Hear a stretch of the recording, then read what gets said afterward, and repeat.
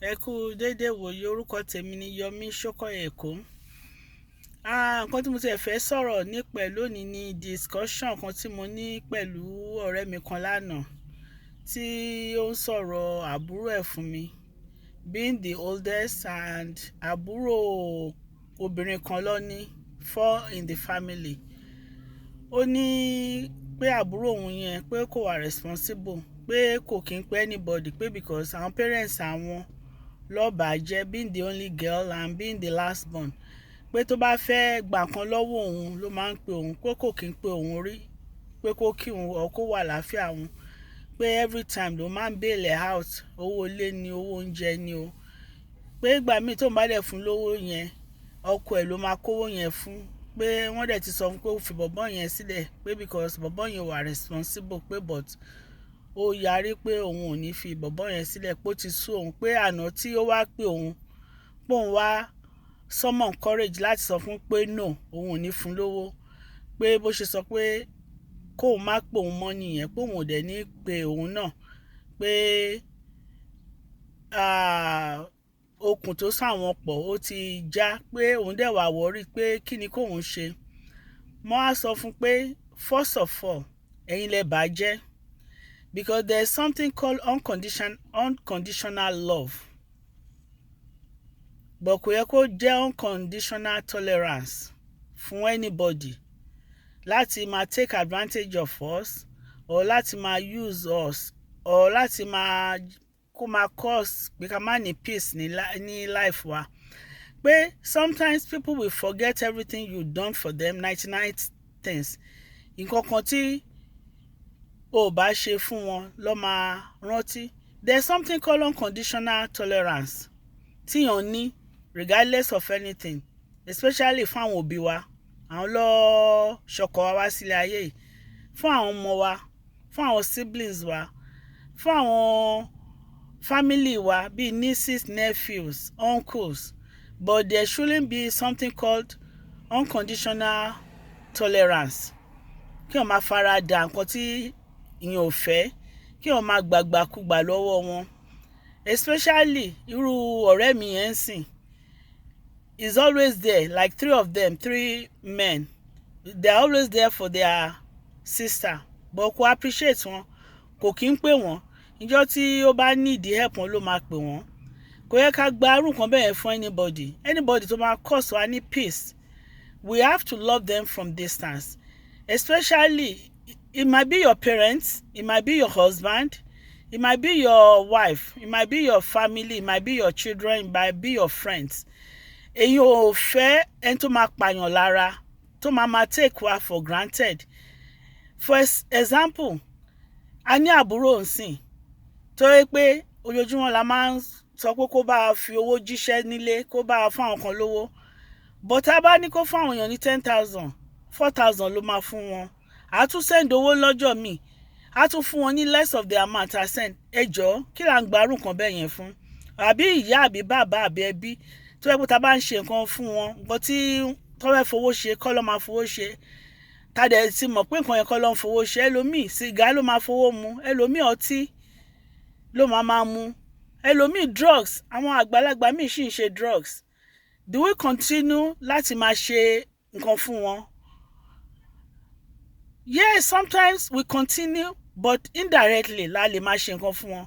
Irú ẹni tó yẹ pé a máa sọ pé kí a kó oúnjẹ sílé, ń mọ̀ pé kò ní oúnjẹ sílé, ọtí ló máa fowó mu.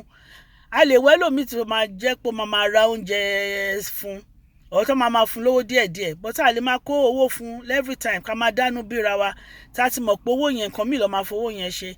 Àbí a ní ọmọ ń sìn, alaalẹ́ tá a bá ti sùn ó máa jí gbé mọ́tò wa, ó máa gbé lọ. Ìgbà míì wọ́n fi mọ́tò yẹn l'accident, àwa la máa tún mọ́tò yẹn ṣe.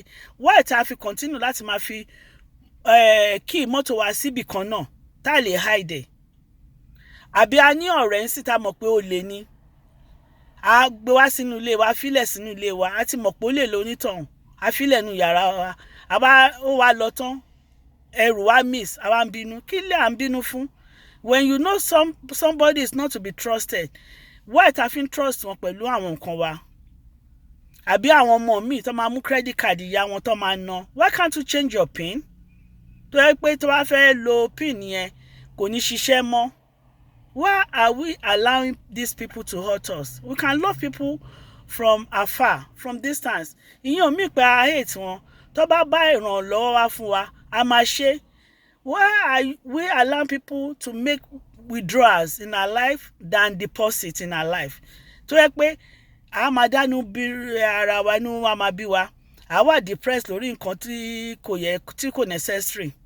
Then after a while, we won't even trust anybody anymore. Why are we settling for less nínú life wa? There's something called unconditional tolerance. Àbí love. But kò yẹ kí èèyàn máa tolerate nǹkan tó máa pa wá lára every time.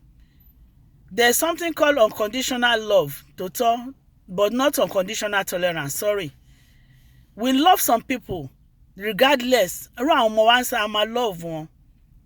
Genuinely you love your kids. But ìyẹn ò fẹ́ ọmọ tó bá yẹ pé ó máa dánú bí wa. Àbọ̀ ọmọ tó yẹ pé kò ní ó máa disregard wa. Tó máa kọjá boundaries sá fún wọn. Likewise, your husband or your wife or your parents or your friends. A fẹ́ rú àwọn bẹ́ẹ̀ yẹn nínú life wa. There's something true, unconditional love. But kò yẹ ká máa tolerate, ká máa gbàgbàkúgbà lọ́wọ́ àwọn èèyàn tó yẹ pé ó tún máa pa wá lára. Àwa go into depression. Depression àwa lead to pé kó máa fún wa ní medication. No, I need irú èèyàn kan bẹ́ẹ̀ yẹn. We continue to help them. Because a lot of times, àwọn èèyàn tí wọ́n bá wà ní life, they are comfortable with that. But when you start loving yourself, that's when they have problem with. Tí wọn ò jẹ́ kó move closer to you. Tí ò jẹ́ kí wọ́n disregard the worth or your value or take advantage of you. Ìgbà yẹn ló máa di ẹni burúkú. Ìgbà yẹn ló máa di ẹni tí kò dáa. Ìgbà yẹn ló máa di ẹni tó yẹ pé táwọn èèyàn bá rí kó máa sá fún. Orúkọ tí wọ́n bá pèèyàn ní kí wọ́n máa jẹ́. Because ibi tí ẹjọ́ èèyàn máa dé ń gbà mí ẹsẹ̀ èèyàn lè rìn débẹ̀. Then God said, vengeance is mine. Èèyàn ò lè fight gbogbo battle. Let God fight your battle for you. But KNY, go learn to say no to people. When we know that people are taking advantage of us, we have to say no to them. Irregardless of bó ṣe jẹ́ sí wa. Because ilé ayé yìí, we only come one time. Àfẹ́ tó máa ní wá lára. Àfẹ́ tó yẹ pé kò wá ní jẹ́ ká trust anybody anymore. Tó yẹ pé tá bá ti fẹ́ ṣe nǹkan fún yàn máa wò pé àmọ́ nǹkan tá fẹ́ ṣe fún eléyìí nsìn bóyá same thing ló máa ṣe. No, we can love people from distance. Àfẹ́ tó yẹ pé no wá máa jẹ́ no, yes máa jẹ́ yes. Àfẹ́ tó máa pa wá lára. A lè máa gbàgbàkúgbà fún èèyàn torí pé wọ́n jẹ́ ẹbí wa, àbí wọ́n jẹ́ ọ̀rẹ́ wa, àbí wọ́n jẹ́ ìyá wa, àbí wọ́n jẹ́ bàbá, àbí ọkọ, àbí ìyàwó, àbí ọmọ. No. Tó bá bá ràn lọ́wọ́ wá sọ́dọ̀ wa, a ṣe ìrànlọ́wọ́ fún wọn. But ìrànlọ́wọ́ yẹn, just stay in your own lane and I will stay in my lane. Don't invite them to your life. Because mo pé tó bá wà ní life, they are not going to bring anything but drama, ungratefulness. Wọ́n appreciate anything tó ṣe fún wọn. They just want you to give. And there's something that says, givers, sometimes you don't know your limit. Àbí takers, they don't know their limit. But givers, you have to know your limit on how to help people. Oh, they help you at your own detrimental. Tó mọ̀ pé this thing will affect you in the future. Oh, lè má sanwó ilé ẹ̀ ń sìn kókó owó ilé ẹ̀ fún èèyàn kan. No, you have to think. We have to start thinking of ourselves first. There's unconditional love. There is nothing called unconditional tolerance. Ká má gbàgbàkúgbà for anybody. We learn how to say no to people. Help people. We don't have to hate anybody. Ọlọ́run ò fẹ́ bẹ́ẹ̀. But ká má fẹ́ tó yẹ pé ó máa pa wá lára. Whether it's your dad or your mom or your friend or your children, no. We can love them.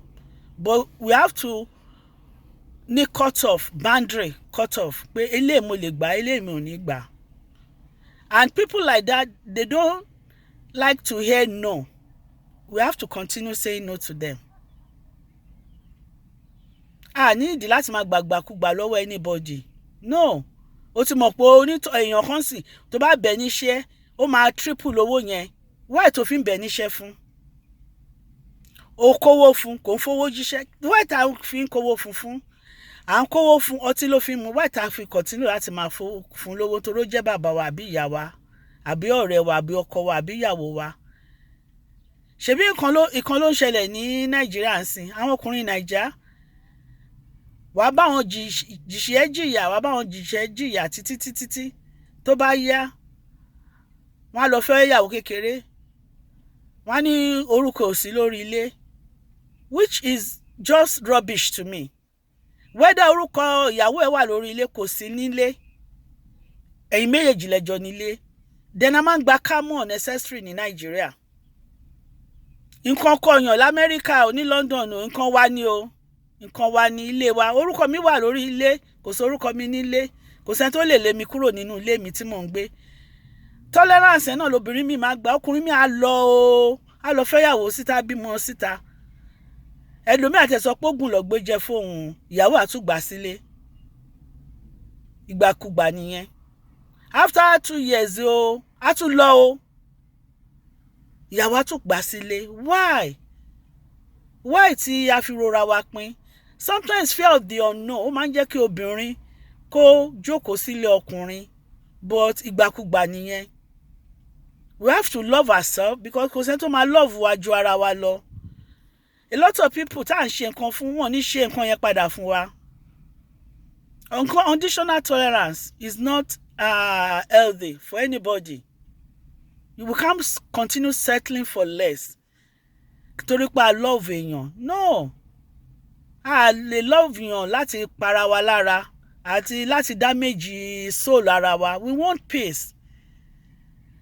So that's why ọ̀rọ̀ tí mo bọ́rẹ̀ mi sọ lónìí mo kàn lọ pé kí n sọ̀rọ̀ nípẹ̀.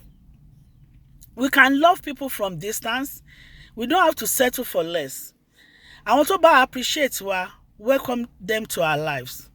Àwọn tó ní take wa for granted, ó ṣòro náà láti mọ ẹni tó love wa àbí ẹni tó love wa, but sometimes through action we know who loves us and who doesn't love us. So torí ẹni mi sọ pé kì í ṣe just this talk today. Unconditional love does not equate unconditional tolerance. Torí pé a love yàn láì nídìí torí wọ́n jẹ́jẹ́ wa, ìyẹn ò mí pé ká gbàgbàkúgbà fún wọn, ìyẹn ò mí pé kó sọ wá di ẹdun arinlẹ̀, ìyẹn ò mí pé kó máa appreciate wa, ìyẹn ò mí pé kó máa take advantage of us, ìyẹn ò mí pé ká dẹ̀ settle for less than necessary. Ó yẹ ká mọ ọwọ́ ọ̀tara wa. Àwọn èèyàn máa bú yàn o. When you start taking care of yourself, let them bú ẹ, let them do that. Àwọn ló ní ẹnu wọn, àwọn ló ní ìṣòro ayé wọn. Let us start taking care of ourselves. Let us put ourselves first.